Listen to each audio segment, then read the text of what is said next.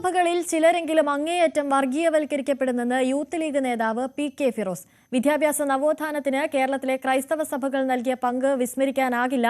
എന്നാൽ ക്രിസംഖികൾ ക്രൈസ്തവ സഭകൾക്കിടയിൽ വ്യാപകമായി പ്രവർത്തിക്കുന്നുണ്ടെന്ന് ഫിറോസ് പറഞ്ഞു.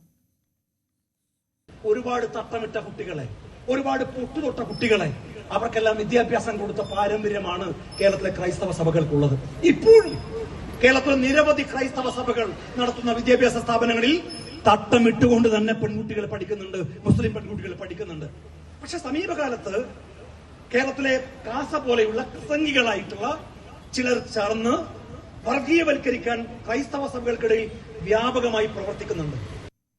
കൂടുതൽ വിവരങ്ങളുമായി MS അനീഷ് കുമാർ ചേരുന്നുണ്ട്. അനീഷ്, ഈ ഹിജാബ് വിവാദം നിലനിൽക്കുന്ന ഒരു സാഹചര്യത്തിൽ തന്നെ ഇത്തരമൊരു പ്രതികരണം അത് കൂടുതൽ വിഷയം രൂക്ഷമാക്കുകയല്ലേ ഉള്ളൂ?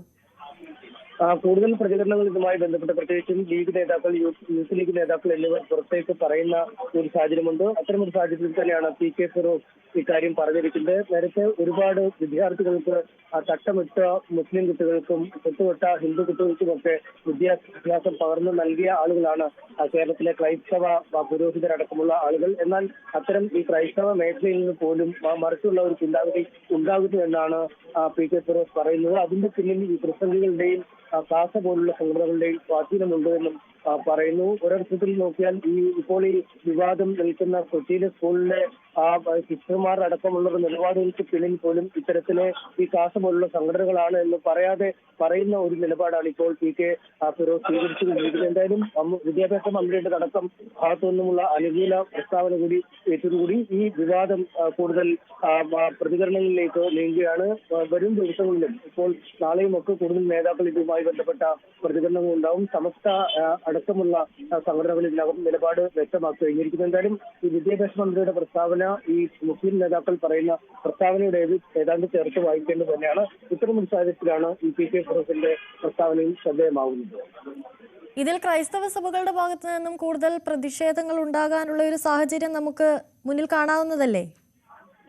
തീർച്ചയായും. ഈ നേരത്തെ ഈ ക്രൈസ്തവ മേഖലയിലെ ആളുകൾ അല്ലെങ്കിൽ ക്രൈസ്തവ സ്ഥാപനങ്ങൾ കേരളത്തിന്റെ വിദ്യാഭ്യാസ നവോത്ഥാന രംഗത്ത് വലിയ സ്വാധീനം ചെലുത്തിയിരുന്നു. ഒരുപാട് ഹിന്ദു കുട്ടികൾ, ഈ തൊട്ടുതൊട്ട ഹിന്ദു കുട്ടികൾ, ഒപ്പം തട്ടമിട്ട കുട്ടികൾ എന്നിവർക്ക് വിദ്യാഭ്യാസം നൽകിയിരുന്നു.